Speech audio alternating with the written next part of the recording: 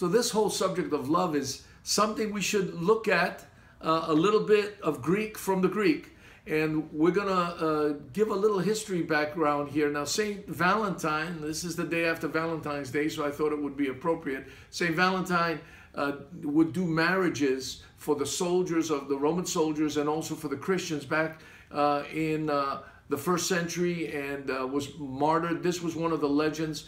And so today, as we look at these 4 words for love, I want to be able to give you clarity about what these words are. There are 4 words. Let me just see if you can see them here. There's eros, there's philia, there is storgi, and there is agape. And these 4 words are, you know, the first 3 are conditional, and the last one is the only one that is not conditional. Let me just give you a little bit of what I'm trying to get at. The object of this love is not found in the subject loving, but in the object loved, attracted by what one sees and feels. That's the first 3. The eros love is, for one, primarily of romantic love. It's the kind of love a boy meets girl, and there's this chemistry going on. This is romantic love. A husband and a wife should have this, and should have wonderful pictures in their heart and in their mind about this kind of romantic love. Cupid, the Roman god, and Eros was the Greek god. This was the god of love. And so in the scriptures, this love had so degenerated that it wasn't even used in the first century, this Eros love. The second love is Filia. Now, Filia is friendship love. It's for a few. It's really a mental love as opposed to a physical love like Eros.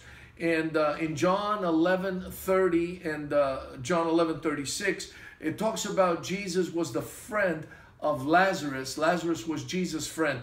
And the Jews said in John 11:36, see how he loved him.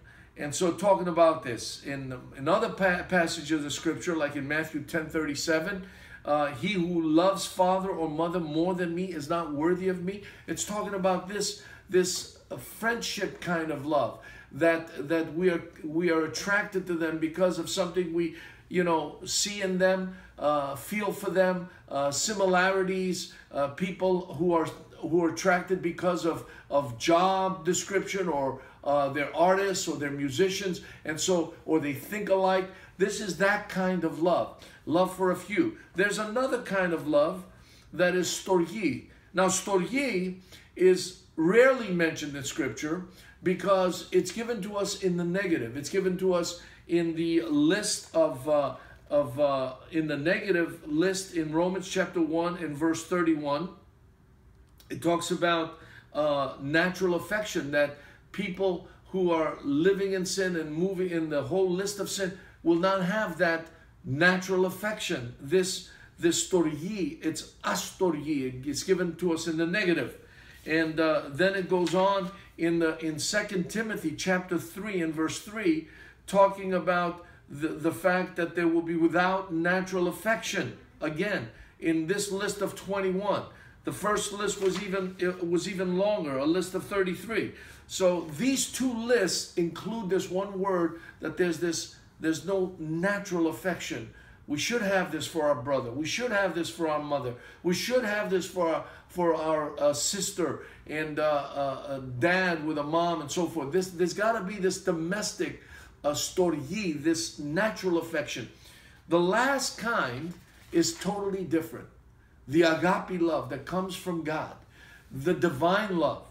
It is the love that God had for this world when he sent Jesus into the world. It's the kind of love that Jesus had for us. It surpasses just the romantic and the friendship and the even filial. It goes way beyond that. It's on a different dimension. It is God's love, a self-sacrificing love, unconditional love. It is not based on the attraction that God has for the object, or the value of the object in because the object did anything good in and of itself, but just simply because the nature of God is to love that object God so loved the world that he gave his only begotten Son, that whoever believes in him shouldn't perish but have everlasting life. Now it's interesting, this unconditional love is the love that God commands a husband to have for a wife. And for Valentine's, it is appropriate to know that God expects us to have eros for our wife. He expects us to have the Filia, the friendship love. He expects us to have the storge love. But even beyond that, it goes to the final and greatest love of all, that God expects a husband to have love unconditionally for his wife. Self-sacrificing, not because the wife is doing anything good or bad, simply because the husband has got the nature of God in him and loves the wife. And God commands the husband in Ephesians 5:25, husbands, love your wives, just as Christ also loved the church and gave himself up for her. Husbands ought to love their own wives as their own bodies. He who loves his own wife loves himself, in verse 28. And then finally it repeats it in verse 33. Nevertheless, let each individual among you love his own wife even as himself, and let the wife see to it that she respect her husband. It's a great love that a husband needs to have for his wife.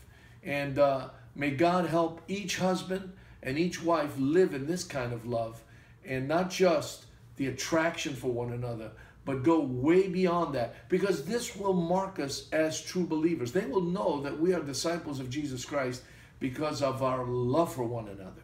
Not only for our wife, not only for our friends, but even for our enemies. Love your enemies. And incredible that this is the level of love that God is calling all of us to. God bless you.